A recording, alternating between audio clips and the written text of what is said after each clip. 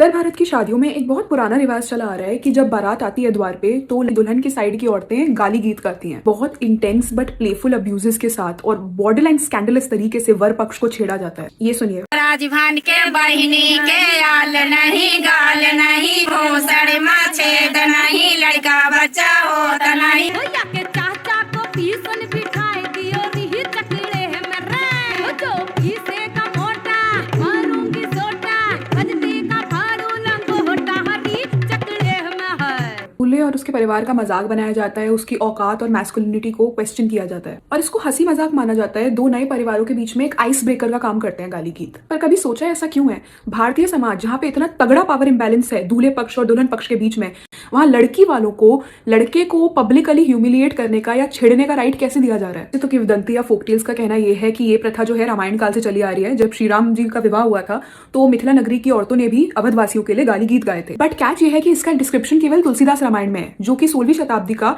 एक relatively recent ग्रंथ है। मेरा हाइपोथेसिस अराउंड गाली गीत्स थोड़ा डिफरेंट है। महाभारत जैसे आदि काव्य में हम देखते हैं कि गांधारी, अंबिका, अंबालिका, भानुमति जैसी राजकन्याएं were married off due to political pressure, diplomatic negotiation and abduction. अब अगर मेडिवल पीरियड में आए जो आक्रांताओं का काल रहा है, तो मुगलों के समय में राजाओं को सल्तनत से बनाए रखने के लिए अपनी बेटियां विवाह में देनी होती थी। युद्ध हार गए तो जान बचाने के लिए बेटी सुलह करने के लिए देनी पड़ रही है। तो कहने की बात यह है, मोर देन प्यार और romance, marriage in Indian history was based on strategy, alliance and compulsion. और इसका प्रेशर ना हिस्टोरिकली लड़की वालों की साइड पे ज्यादा रहा है। They can not afford to refuse, offend और confront the groom's side because it carries a certain degree of territorial, social या political risk for them.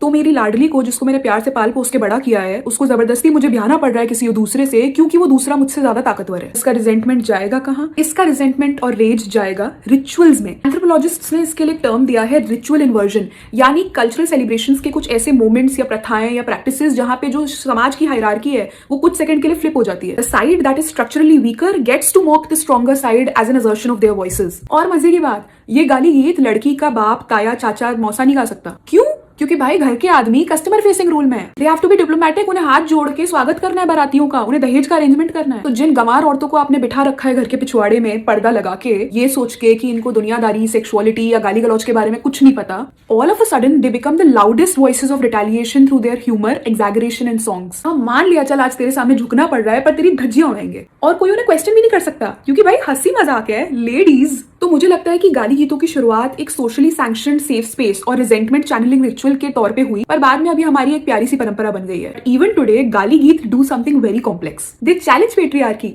But they simultaneously allow it to continue. गाली गीतों का उद्देश्य क्रांति करना नहीं है, खुद को हल्का करना है। And maybe this is the reason why they have survived for centuries.